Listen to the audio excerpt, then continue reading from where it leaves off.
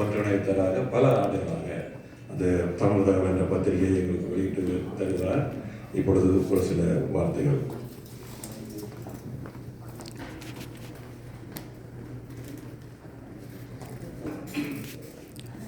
பேசி பேசியே காலத்தை கழிப்பவர்கள் நாங்கள் நான் பேச்ச நடிக்கவும் விரும்பவில்லை, பேசவும் விரும்பவில்லை.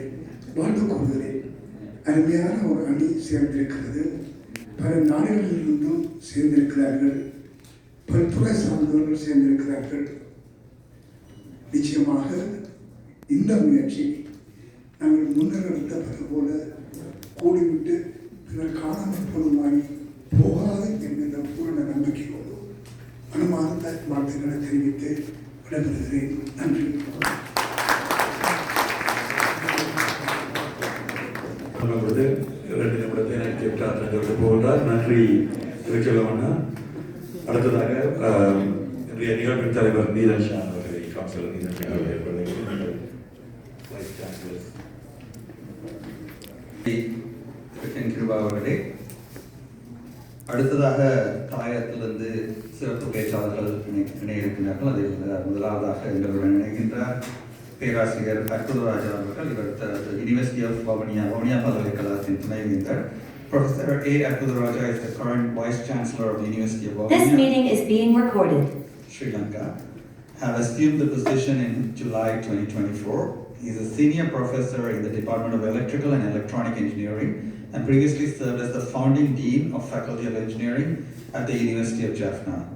His current roles include, as I mentioned, is the Vice Chancellor of the University of Waunia, but his previous roles was the founding dean of Faculty of Engineering at the University of Jaffna. So we are delighted to have him join us through Zoom. As you know, this is early morning back home. So thank you very much, Professor Arpudaraja. காலை நேரத்தில் எழுந்து எங்களுடன் இந்த மாநாட்டில் கலந்து கொள்வதற்கு நன்றி. பேராசிரியர் அற்புதராஜா அவர்களை இப்பொழுது உங்களை காணொலி மூலமாக நாங்கள் இங்கு கனடாவிலிருந்தும் உலகெங்கிலிருந்தும் சந்திக்கின்றோம். வணக்கம். வணக்கம். எனக்கு என்னுடைய ஸ்லைட்ஸ் வந்து ஷேர் பண்ணிடலாம். இருக்கு இப்போ முயற்சி செய்து பாருங்களா? Okay.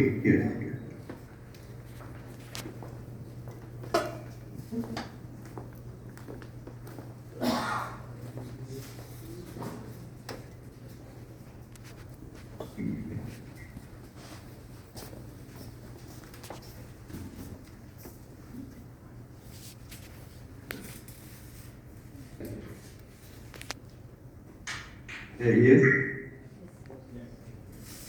Okay. So, welcome all of you. I am very pleased to see you all in this very important occasion.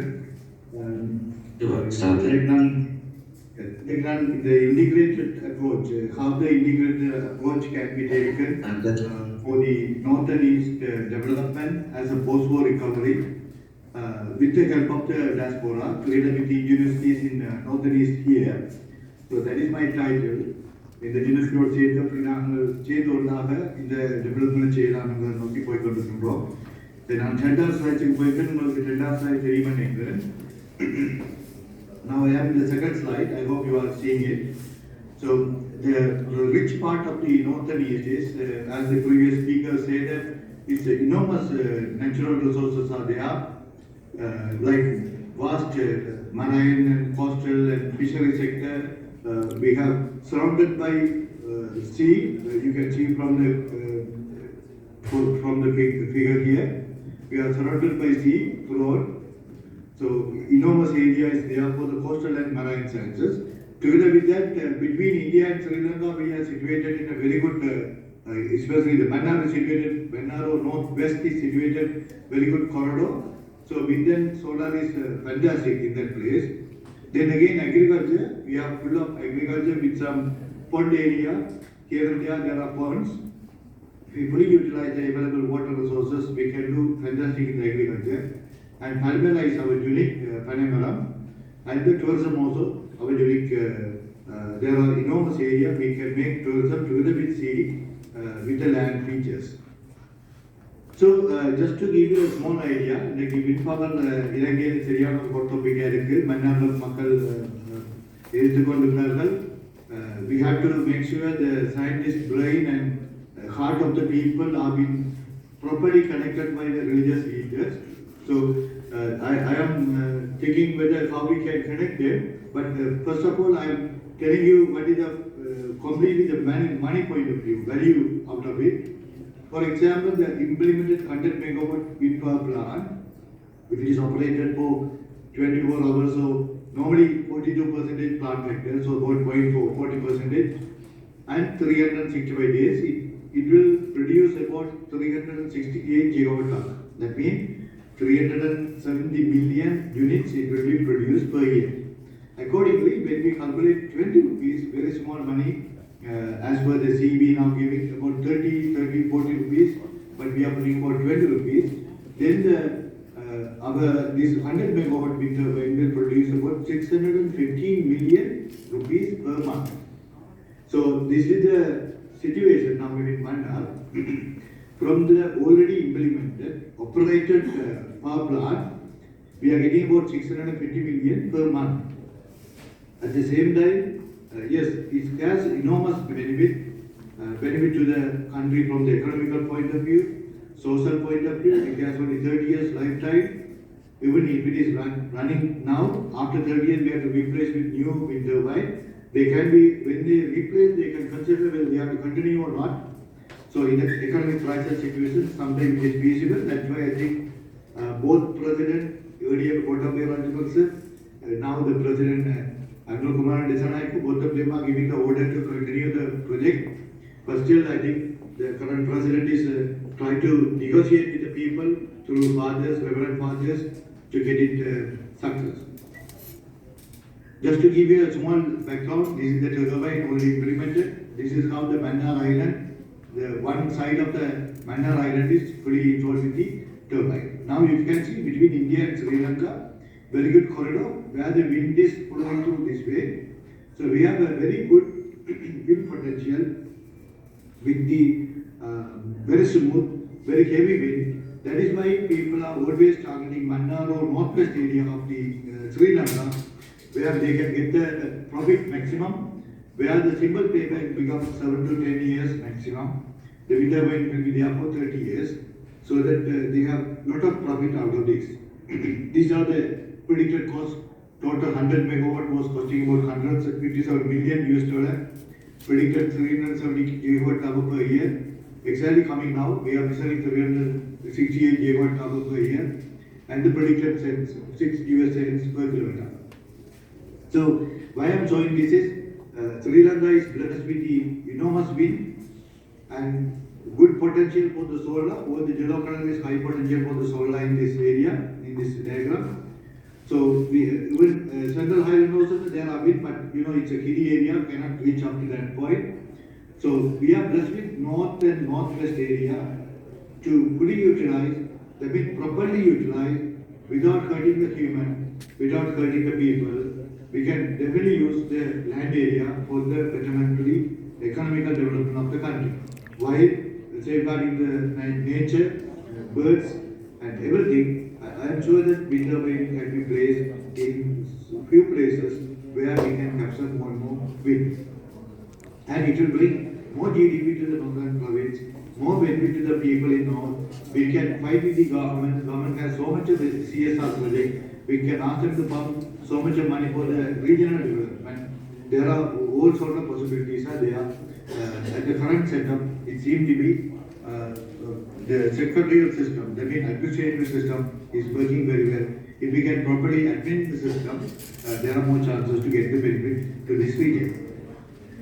Then again, just to skip through some slides, these are some work we did from universities. The Elvadidu Island in north, there's a small island, 3 kilometers versus 650 meters with about 125 families. There was a small wind turbine place together with the rooftop solar. So it's called a hybrid system. The first hybrid system in Sri Lanka was implemented together with the university and the Ceylon Electricity Board, and also a few foreign experts like foreign universities, professors came and helped us to implement. So this is one way we can transfer the technology from foreign developed countries in the back. with the help of universities, where the diaspora promises business investors, business developers, researchers, even the philanthropies, inventors, all of you are welcome to collaborate with us for the betterment of the country to develop by transferring the technologies which you have experienced very well. Then again, rooftop solar, this is implemented at Faculty of Engineering, Nagar, University of Jaffna. We have put a pilot project in 2015, and now the whole Jaffna is running with rooftop solar. Many people getting benefit out of it. A lot of money is coming to the family. And now the CV is unable to cater the rooftop solar because of their grid capacities fully utilized. So these are some technologies we are demonstrating from the university to the public and the community, the schools, policy developers, accountants, government officers, so that they are taking it to their families and get some profit out of the free resources available wind and solar. Then again, with the help of Professor Dalan, as you all know, from Norway, with the Norway supported fund, we put the first floating solar at Nagar engineering faculty, where now so many floating solar has come to Sri Lanka, where we can utilize properly the service of the ponds for the betterment to generate the electricity, which is not harmful to any of the people because the service of the pond is always left over. But we are not going to cover all the pond fully, but there are some spaces we allow for the environmental side to be kept continuously. So again, first floating solar was brought down and demonstrated as a pilot project from universities in Sri Lanka, north of universities, to the rest of the region with the help of diaspora officers, those who learned from here, and good heart people came and helped us, like all of you. Then again, as you all pointed out very correctly, we have a very strong human capital.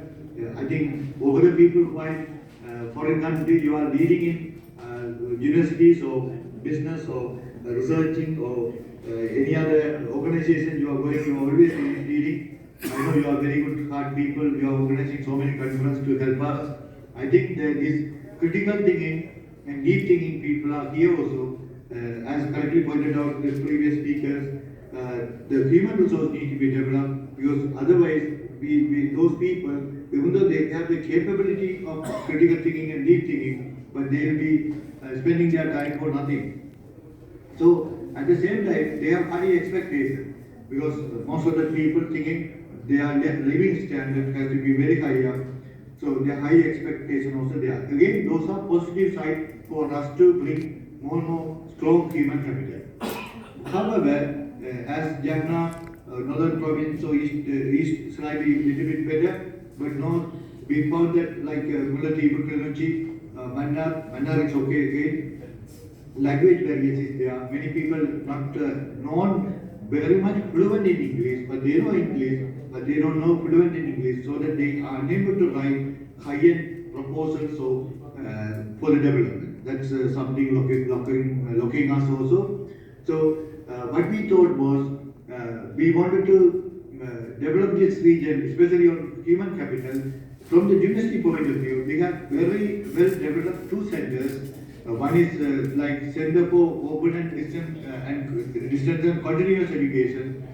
These centers are developed in the universities all over the Sri Lanka for the purpose of empowering the community, especially alignment with the regional development. That means in our region, whatever the resources available, how we can get it utilized fully the resources for that.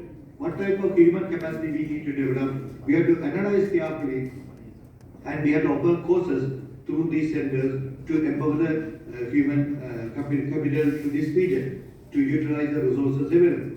I think that is what you all wanted to do this, and fortunately the universities already have this capacity of established centers with us.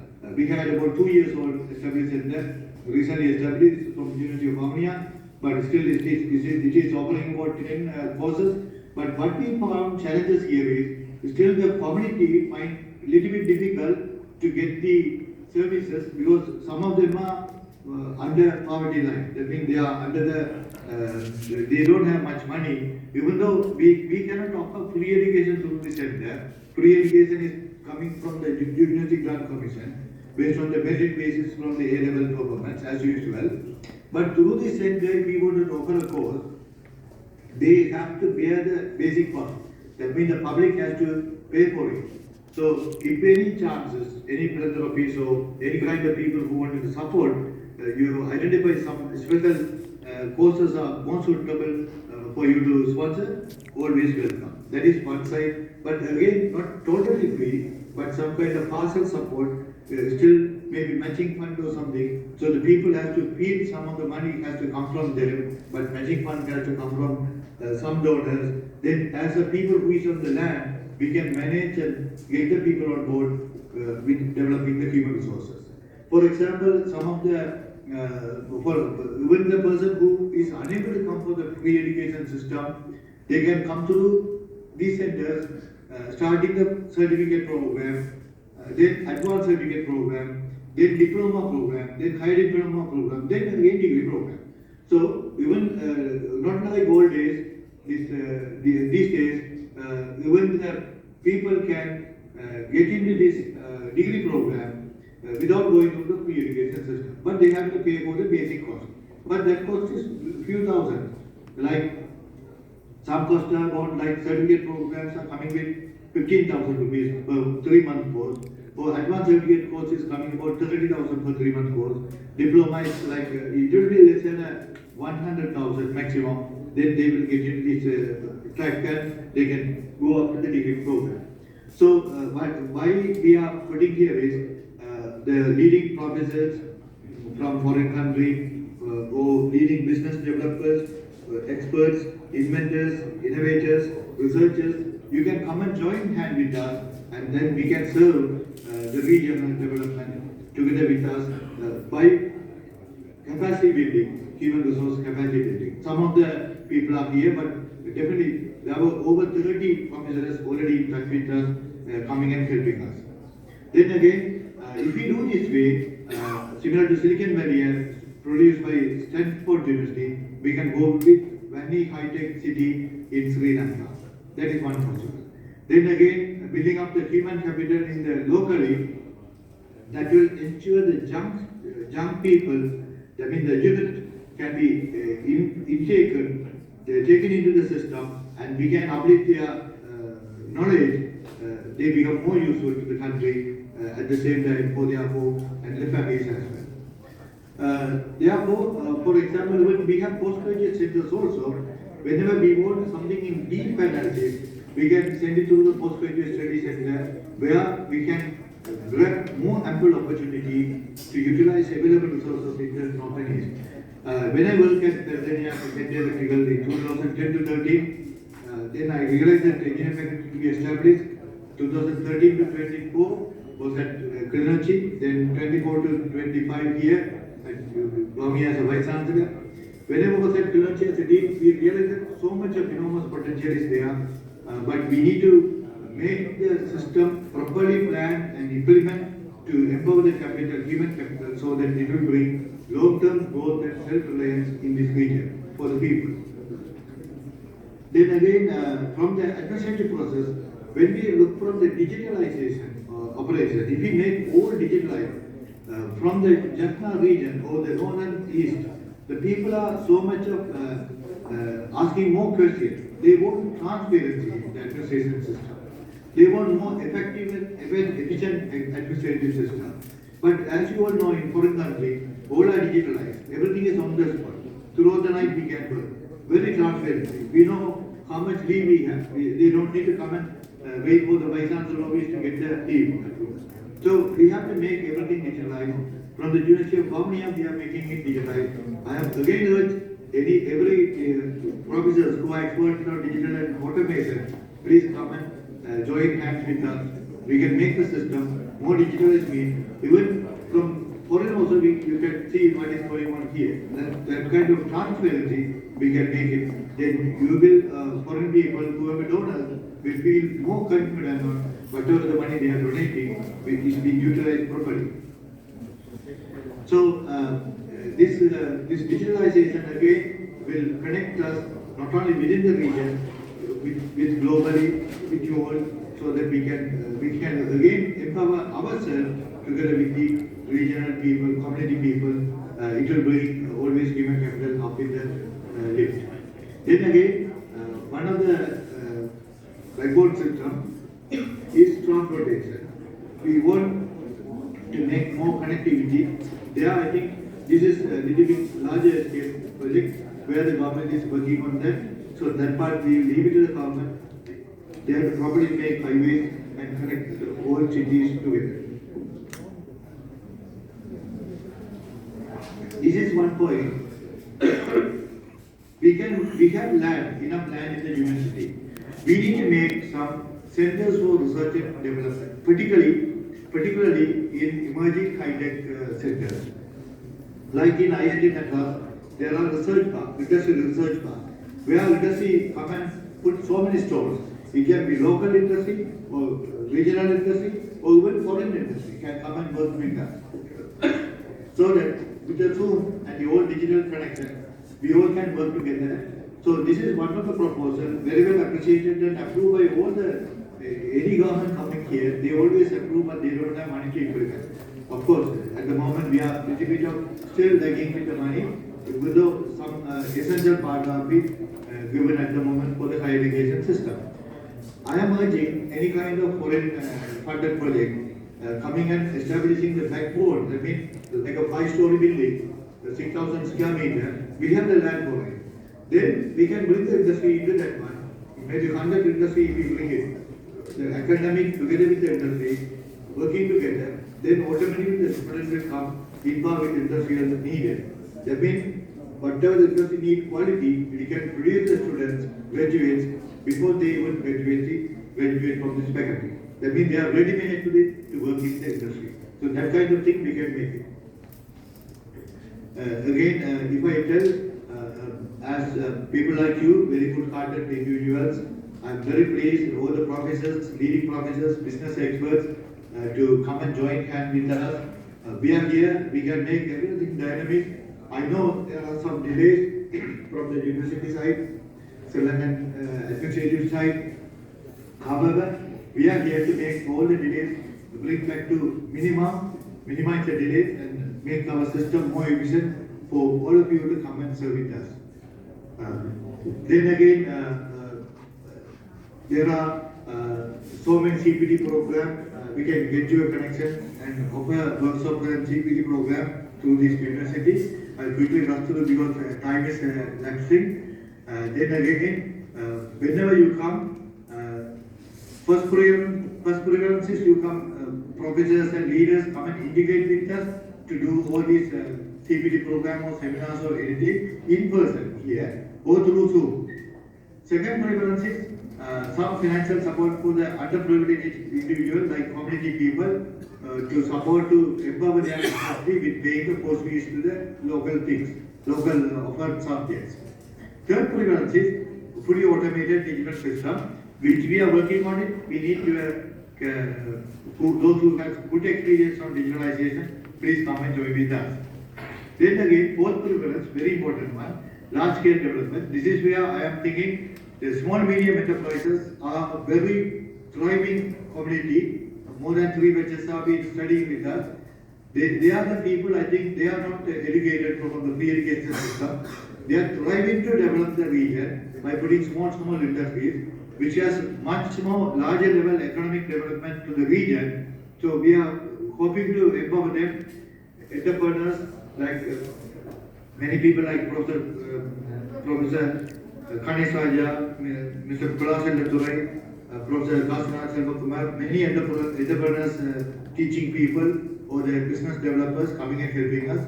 That's also one of the very important ways we can do it. And also, lastly, the philanthropies. I think at the beginning we can't get the investors. Investors need some return, but we need some basic infrastructure to be built first. That is where we need some philanthropies to come and grant some money to build the infrastructure. That means I am telling not all the infrastructure. Some of the infrastructure we can make it through the internal budget.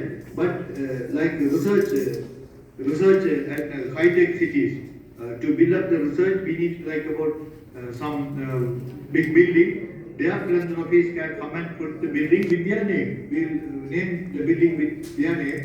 Then the investors can come and put their money to develop further the human resource into that.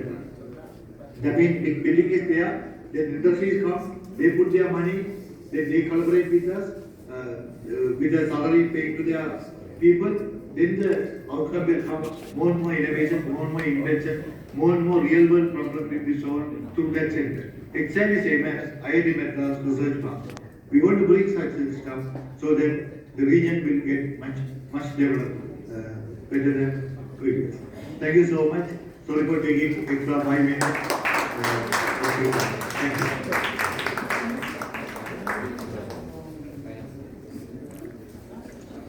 நன்றி professor Arputharaja அவர்களே. துணைவேந்தர் வவுனியா பல்கலைக்கழகத்திலிருந்து இணைந்து கொண்டிருந்தார். அவரது கருத்துக்கள் இப்பொழுது அவரது விடயங்களை பார்த்து அடுத்ததாக தாயகத்திலும் புலம்பெயர்ந்த சமூகத்திலும்